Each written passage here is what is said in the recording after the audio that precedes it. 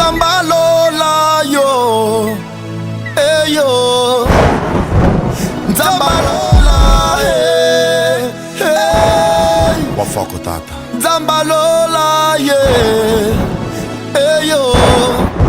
Yune nzambe nanga Wambulwe yo.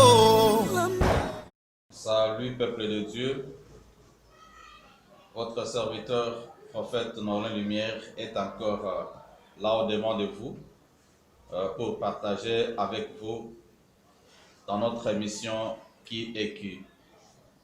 La fois passée, nous avions parlé de 3 sortes de fils qu'un véritable père doit engendrer.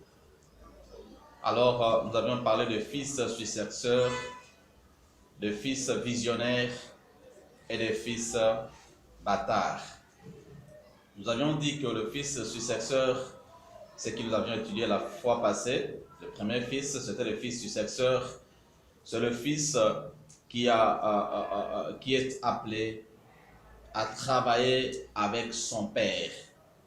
Lui n'a aucune vision, mais il est appelé à être formé et travailler avec son père.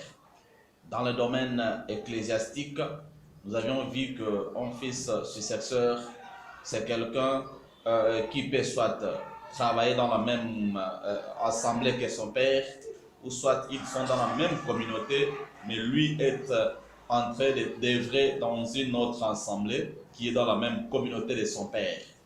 Alors, c'est parmi les fils successeurs que le père, à sa mort, peut facilement laisser l'un d'eux pour le succéder et continuer la vision. Parce que le fils successeur travaille avec le père et il s'élève aussi pour assurer la continuité de la vision de leur père. Nous avions eu tout le temps d'étudier sur différents domaines où nous avions vu des fils successeurs succéder Moïse. Nous avions vu les fils successeurs succéder la vision royale de David. Nous avions vu le fils successeur succéder à la vision prophétique d'Élie. Donc il y a beaucoup de domaines. Quelqu'un peut aussi être fils successeur, mais dans d'autres domaines. Tu peux être un homme d'affaires, mais tu es en train de travailler dans la vision de ton père spirituel. C'est-à-dire tu es attaché à ton père spirituel, tu fais des affaires, il t'a formé et à travers lui, tu es devenu un grand homme d'affaires, tu es devenu un scientifique, tu es devenu un politicien, mais tu es toujours à côté de ton père pour l'accompagner et le soutenir, soit financièrement, soit dans différents domaines. Là, tu es un fils successeur.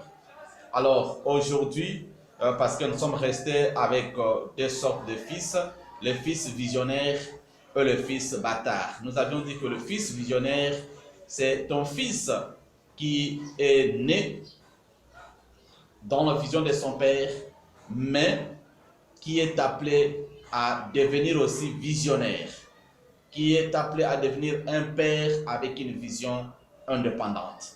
Alors, à la fin, nous allons aussi parler de la vision du fils bâtard. Ça, on va étudier ça après. C'est un fils qui est né en dehors de la vision de la maison de son père. Mais aujourd'hui, nous allons parler du fils visionnaire. Bien-aimé, un fils visionnaire, c'est ton fils qui est réellement né, qui a reçu l'ADN de son père, qui a été formé par son père, mais qui à un certain moment reçoit un appel spécial qui est différent de l'appel de son père. C'est-à-dire il commence à sentir en lui quelque chose en train de bouillonner. Dieu commence à l'utiliser et Dieu commence à le pousser à sortir de la vision de son père pour aller évoluer ailleurs. De tels fils sont nombreux, mais ils ne sont pas aidés par leur père. Ils ne sont pas souvent aidés par leur père.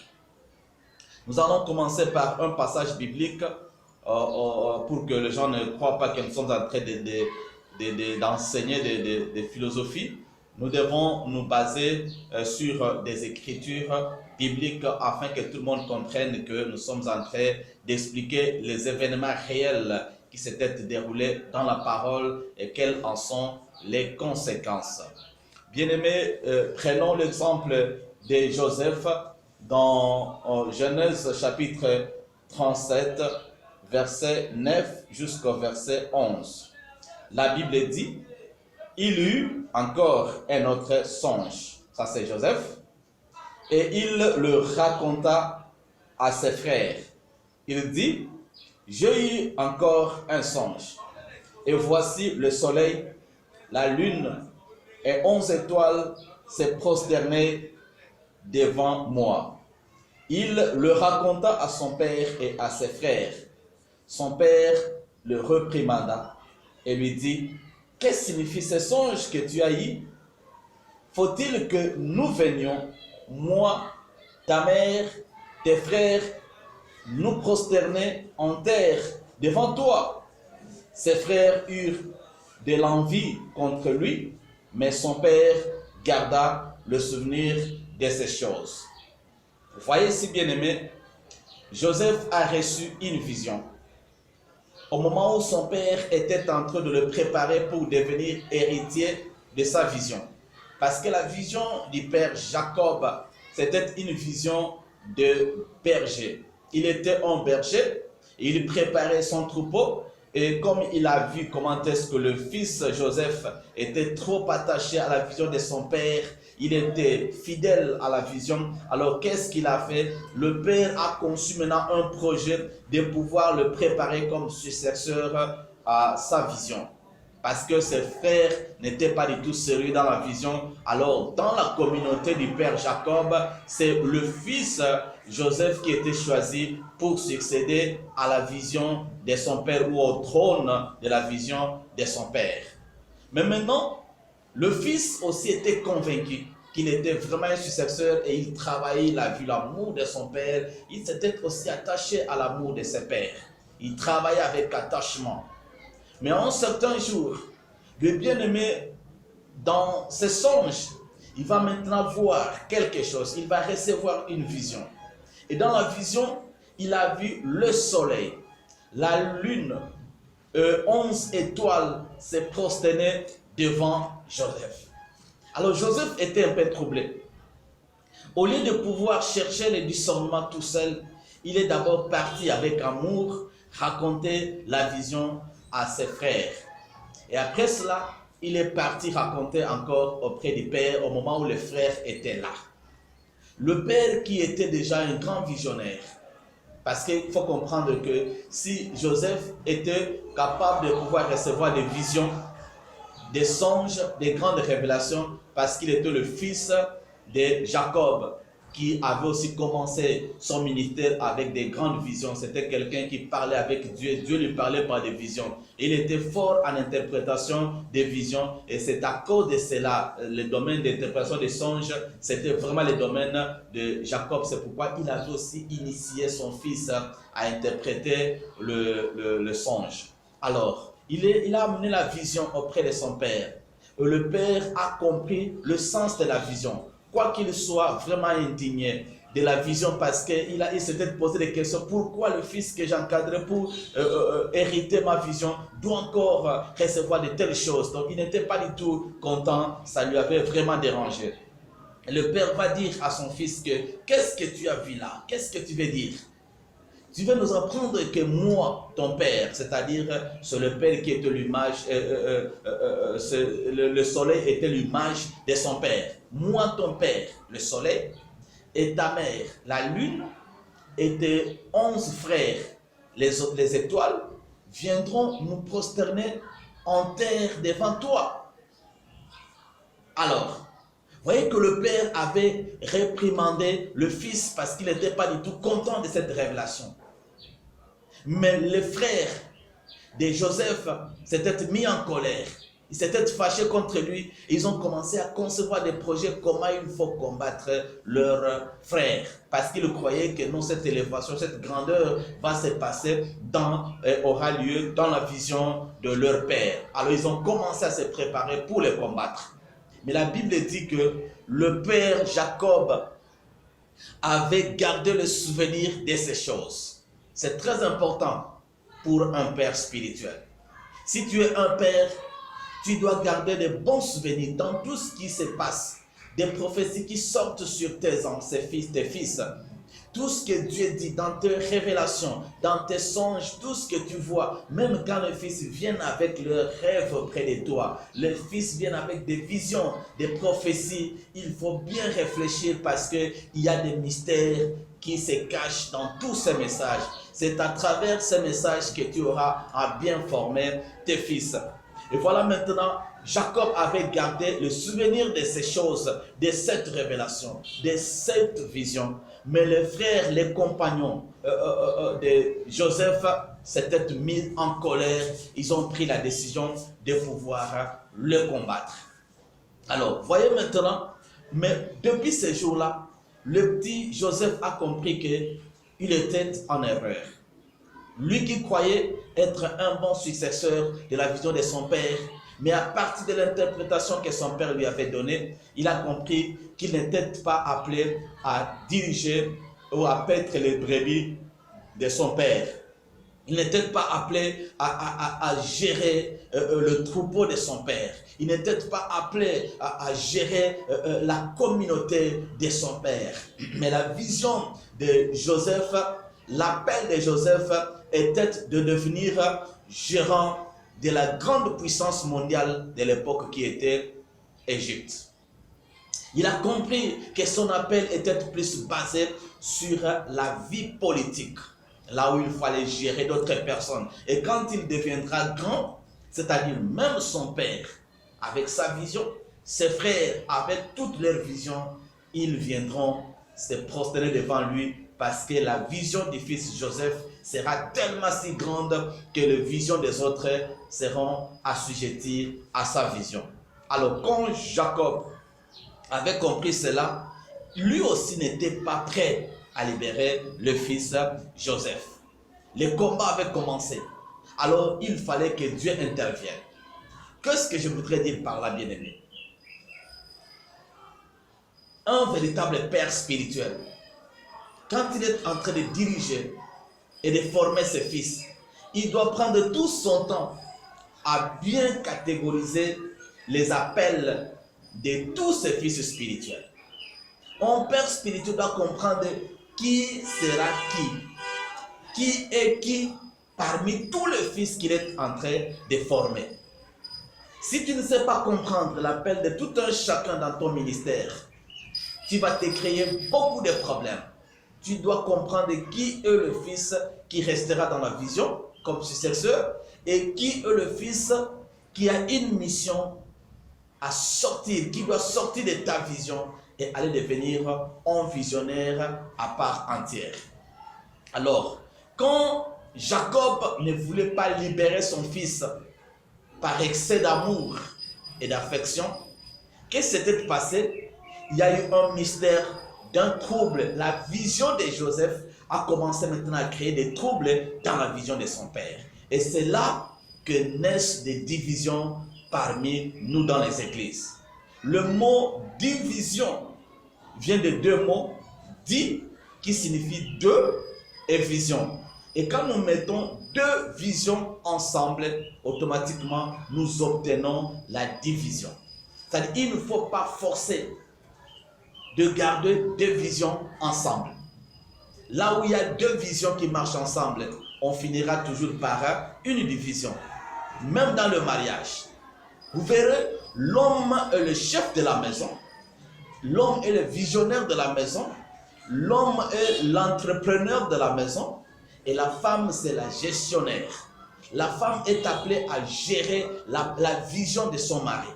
Mais si dans un mariage, il y a deux visions, l'homme a sa vision, la femme aussi a sa vision, attendez-vous au divorce, il y aura coûte que coûte division parce que deux visions ne peuvent pas marcher ensemble. Ici, je m'adresse aux sœurs chrétiennes qui prient.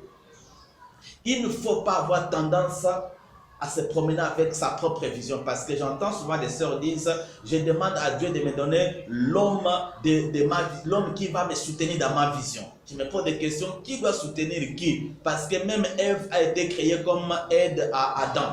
Mais aujourd'hui, il y a des sœurs qui disent non, moi je cherche un homme qui va me soutenir dans ma vision. Donc c'est l'homme qui doit devenir l'aide. Alors quand cet homme va venir aussi avec sa propre vision, ça va créer la division et c'est pourquoi il y a trop de tiraillements, il y a trop d'incompréhension dans un foyer parce que tout le monde veut diriger, tout le monde veut présenter sa vision. Donc si tu es vraiment une bonne femme, ne cherche pas un homme qui doit te soutenir dans ta vision, mais cherche un homme que toi tu dois soutenir dans sa vision afin qu'il y ait une seule vision dans ce domaine-là. Je ferme la parenthèse parce qu'ici je ne parle pas de mariage. Nous parlons des appels. Toi qui es appelé à faire quelque chose, ou bien tu es pasteur visionnaire, et tu as des fils à former, est-ce que tu t'es déjà battu pour découvrir l'appel de chacun de tes fils? Est-ce que tu es en train de former des fils selon leurs appels, ou bien tu es en train de leur imposer ta propre vision? Quand un fils, comment est-ce qu'on peut découvrir un fils visionnaire? La vision ne vient pas comme un coup de foudre. La vision est un processus. C'est quelque chose qui commence quelque part et qui doit évoluer. Alors, il faut que tu puisses comprendre quand tu es en train de former des fils que celui-ci a un appel spécial. Celui-ci est appelé à sortir de ma vision et faire quelque chose d'autre. Et tu vas commencer directement à le former selon son appel. Et au moment venu, tu seras obligé de les libérer. Un père qui n'est pas capable de libérer ce fils ou son fils visionnaire, il va se créer des problèmes. Voilà comment Jacob était en train de forcer Joseph à travailler avec lui, même s'il avait déjà reçu la révélation. Mais il était indigné. Il voulait étouffer la vision de son fils. Alors, qu'est-ce qui s'est passé? La vision a commencé maintenant, la vision du fils a commencé maintenant à s'imposer. Bien aimé, la vision naît comme un enfant. Un enfant qui est dans le ventre de sa mère. Tu peux le gérer pendant beaucoup de mois. Mais dès qu'il atteint déjà 9 mois, l'enfant va commencer à créer des troubles dans le corps de sa mère afin de dire à sa mère que tu dois me laisser partir. C'est pourquoi vous verrez que toutes les femmes, avant la naissance de son bébé, elles ont des problèmes, ce qu'on appelle le douleur de l'enfantement. Les femmes souffrent sérieusement. Pourquoi elles crient? Pourquoi elles se jettent? Parce qu'il y a quelqu'un, il y a une autre vision qui vient naître. Il y a quelqu'un qui se dit non, moi je suis aussi un être à part entière. Je ne peux pas dépendre de toi. Tu ne peux pas continuer à me nourrir dans ton ventre. Je dois sortir et devenir indépendant. Alors c'est là que le combat commence. Maintenant, la femme qui se respecte doit se battre pour sortir, pour libérer cet enfant. C'est là qu'on appelle on parle de la naissance. Quand l'enfant sort, vous verrez la maman maintenant rester en paix parce qu'elle a laissé l'enfant sortir librement. Alors, si toi, la maman, tu veux t'efforcer à garder l'enfant dans le ventre au moment où le temps de sa sortie est déjà là, qu'est-ce qui va se passer? Cet enfant peut aussi devenir un danger de mort pour la maman. C'est pourquoi vous verrez qu'il y a des enfants qui tuent même leur mère, qui troublent et vous verrez que l'enfant va même arrêter la vie de sa maman. Pour autant dire que non, mourons ensemble parce que tu ne veux pas me laisser partir. Donc la plupart des troubles que nous avons dans nos églises, quand il y a trop de divisions, c'est parce que la plupart des pasteurs ne veulent pas laisser partir leur fils. Quand le fils commence déjà à grandir, il commence à devenir responsable et tu commences à sentir que le fils est déjà mature, il a déjà une vision, il y a une vision qui crée dans le fils. Qu'est-ce qu'il faut faire pour ne pas mourir comme cette mère? Il faut laisser le fils partir, il faut le libérer afin que toi aussi tu puisses protéger ta vision. Mais si tu veux freiner le fils va s'imposer. Et quand il va s'imposer, qu'est-ce qui va se passer? Il va créer les troubles dans la vision de son père. Vous verrez même, il y aura division. Il y aura des troubles même parmi les fils. Il y aura beaucoup d'incompréhension. Et même la vision du père peut se retrouver dans beaucoup de troubles à cause de cet esprit de vouloir freiner la sortie du fils. Alors comme Jacob ne voulait pas libérer le fils Joseph, qu'est-ce qui s'était passé? Il y a eu des troubles dans la vision. Et les 11 autres fils s'étaient mis en colère. Ils ont commencé à combattre les fils visionnaires. Et pendant tous ces combats, la vision s'était imposée. Qu'est-ce qu'il fallait faire? Il fallait que cet enfant soit forcé de partir. Et comment il était forcé de partir? C'est parce que ce frère l'avait vendu auprès des étrangers. Or, le lieu de sa vision, le lieu de son élévation était en Égypte, selon le plan de Dieu. Alors, il fallait que ce fils soit vendu pour se retrouver en Égypte. Alors, je disais que le fils Joseph s'était retrouvé obligé de pouvoir partir. Et la vision avait imposé la sortie du fils Joseph. Quoi qu'il ne soit pas d'accord, indépendamment de sa volonté, la vision a imposé Joseph à sortir de la maison de son père pour se rendre ailleurs. Et quand il était parti en Égypte, maintenant son père était resté dans le chagrin. Il s'est lamenté, il s'est tourmenté tout le temps. Mais qu'est-ce qui ne va pas? Qu'est-ce qui ne va pas? Pourquoi le fils a fait ceci? Mais malgré tout ce chagrin, c'était le plan de Dieu. Je voudrais maintenant m'adresser au père visionnaire. Toi qui es visionnaire et qui as des fils visionnaires dans ta communauté ou dans ta vision, ne te force pas de garder ou de freiner les appels de tes fils. Tu dois être prêt à libérer tes fils. Parce que si tu laisses le fils partir, qu'est-ce qui va se passer? Ce fils-là qui est parti deviendra ta gloire. Voyez maintenant, la vision du fils Joseph était tellement grande, plus que la vision du père Jacob. Alors si Joseph n'était pas parti, qu'est-ce que Jacob allait faire pendant la famine? Mais quand Joseph était parti, il est devenu grand en Égypte. Et quand il était devenu grand, parce qu'il était devenu maintenant un grand politicien pour gérer la grande puissance mondiale de l'époque, alors quand il y a eu famine, qu'est-ce qui s'était passé? Son père était obligé de trouver refuge dans la vision de son père. Son père, ses frères étaient obligés de trouver refuge dans la vision de Joseph. Pourquoi? Parce que c'était ça la vision. Il faut que la vision de Joseph soit plus grande et que vienne maintenant trouver refuge dans sa vision. Donc, bien aimé, je voudrais vous faire comprendre qu'à partir de maintenant, il faut arrêter de freiner vos fils. Il faut laisser les fils partir. Parce que tous les fils qui partent, ils deviennent la gloire de leur père. Comme j'avais dit, que le père peut être petit, mais le fils doit devenir l'honneur de son père. Quand toi, le fils devient grand, alors il commence maintenant à témoigner. Et je voudrais aussi m'adresser à tous les fils visionnaires. Si vraiment tu es un véritable fils, ne deviens pas opposant de ton propre père. Mais tu dois au contraire parler en bien de ton père. Un fils visionnaire qui se rend quelque part, il doit se battre pour témoigner et parler en bien de son père. Un fils qui parle en mal de son père, c'est un rebelle. Ce n'est pas un bon fils. Mais aujourd'hui, nous voyons des fils, tu as été formé par ton père.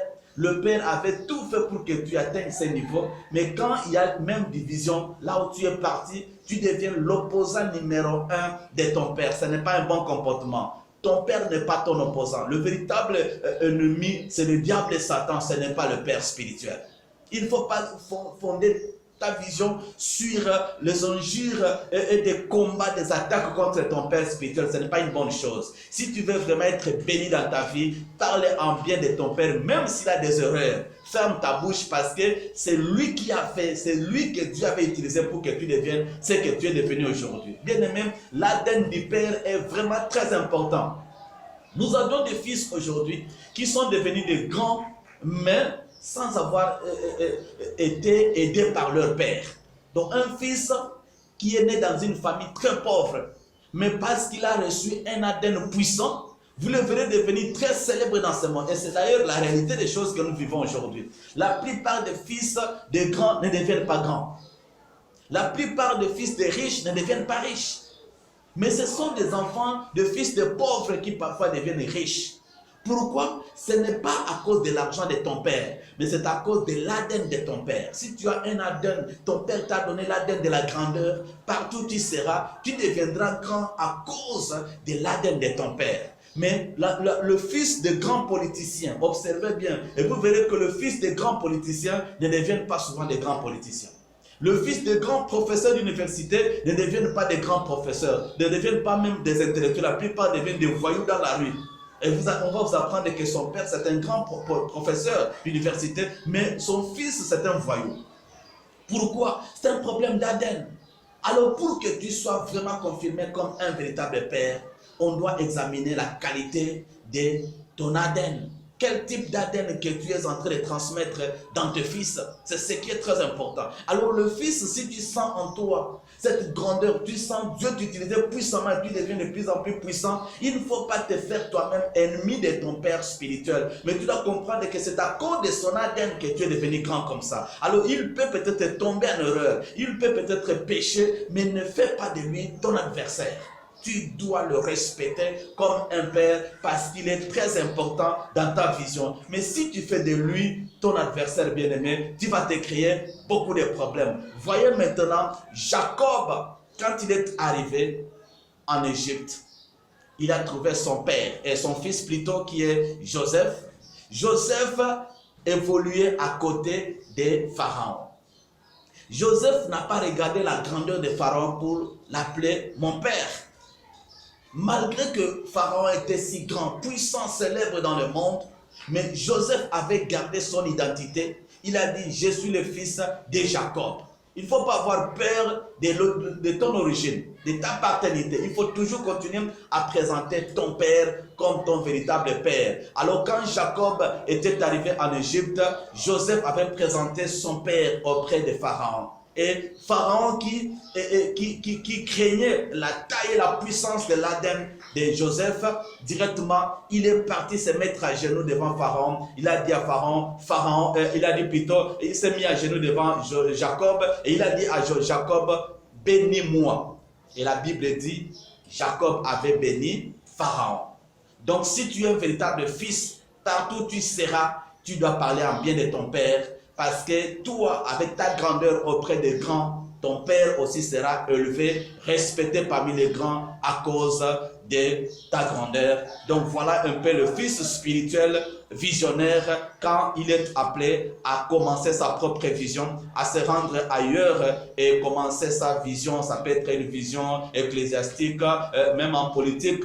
Et on peut avoir aussi des pères spirituels. Et quand toi tu es né déjà comme fils, tu peux aller créer ton propre parti politique. Tu peux aller créer quelque chose ailleurs. Donc nous avons beaucoup de domaines où on peut engendrer des fils, mais il faut apprendre à libérer les fils. Si on continue à freiner les fils, ça va continuer à compliquer nos ministères et des combats seront toujours permanents. Merci pour nous avoir suivis. À la prochaine, nous allons parler de fils bâtards. Nous sommes arrivés à la fin. Bien-aimés, je voudrais vous donner le programme de notre église. Il y a des gens qui se posent des questions. Qu'est-ce que nous faisons dans notre église? Il faut que les gens comprennent comment nous évoluons. Dans notre église, Myrtad Ministries, ça signifie mystère et remalitron de l'agneau de Dieu, nous avons en principe, quand quelqu'un arrive à la consultation prophétique, parce que nous avons un service de consultation prophétique, tu veux écouter Dieu te parler. Tu veux suivre les instructions de l'Éternel et comprendre quel est ton appel, quelle est la volonté de Dieu sur ta vie. Ce n'est pas ici à la télévision ou ailleurs où on doit commencer maintenant à parler, les gens vont nous appeler pour qu'on puisse leur expliquer. Non, tu peux directement passer à l'église. Et quand tu arrives à l'église, tu passes au département que nous appelons le département de la consultation prophétique. Ceux qui vont te recevoir là-bas, il y a une équipe de prophètes, ils ne vont même pas te poser des questions. Tu ne vas même pas leur présenter ton problème. Ils vont seulement prier et te donner des messages sur ta vie.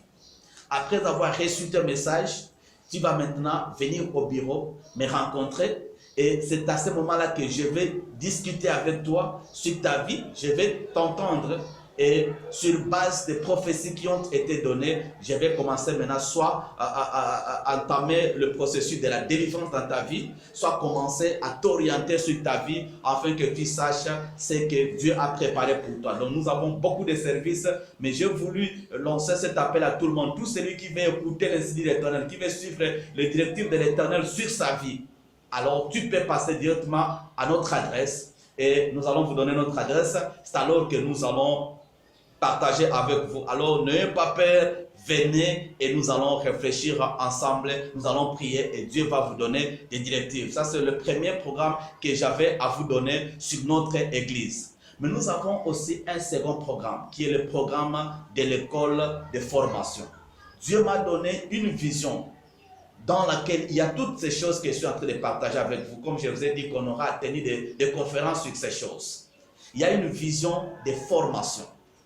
Il y a une école que nous devons créer. Pour le moment, on a encore un problème de moyens, on a un problème de locaux. On ne peut pas directement implanter l'école comme ça parce que ce n'est pas avec le talent là qu'on va implanter cette école. Il faut des moyens financiers. Mais dans cette école, nous voulons un peu changer la logique de la théologie. Parce que la plupart des gens qui partent à l'école théologique, ils deviennent automatiquement des pasteurs. Et s'il entre en profondeur, il fait les doctorats, il devient docteur. Or, ce n'est pas biblique, bien-aimé. Pourquoi nous avons 5 ministères, mais tout le monde qui fait la théologie devient automatiquement pasteur? Pourquoi? Parce qu'il y a une mauvaise formation. Alors, dans cette école-là, nous aurons 3 classes. La première classe, ça sera une classe charismatique. Et c'est dans cette classe-là où on va maintenant former des gens dans le domaine des dons spirituels. La deuxième classe sera l'étude biblique ou les études théologiques basées sur les logos. Et la troisième classe, ça sera basé sur les 5 ministères. C'est là où nous allons parler des 5 ministères. À la prochaine, nous allons vous donner des explications sur cette vision de l'école théologique spéciale que nous allons appeler le 3e ciel. C'est là où nous allons entrer en profondeur avec toutes ces choses et Dieu va bénir son peuple. Nous sommes vraiment arrivés à la fin. Votre serviteur Norlin Lumière Kenda Kizundo, contactez-moi au plus 243 81 84 61 390. Notre adresse, vous devez seulement arriver à Kalamou si vous êtes sur le boulevard Saint-Louis. Vous descendez à l'arrêt école, juste à côté de l'hôtel Saint-Louis, et vous cherchez l'école Moanda, l'école des musulmans Moanda. Juste à côté de l'hôtel, vous pouvez demander seulement l'hôtel Moanda, on va vous indiquer. Dès que vous arrivez à l'école des musulmans Moanda, il y a un immeuble inachevé en face et vous allez venir dans cet immeuble-là au premier niveau. C'est là que se trouve notre église Miktad et nous allons partager en profondeur sur ces choses. Que le Seigneur vous bénisse. Amen. Bye.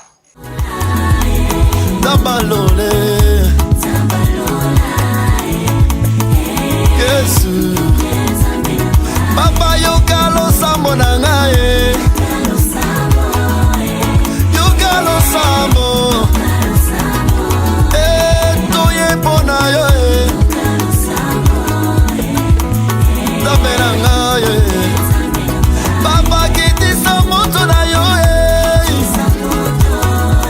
Bitumbelo esika Balien ekatana Yesu Papa Zambe na ngasala bikamwa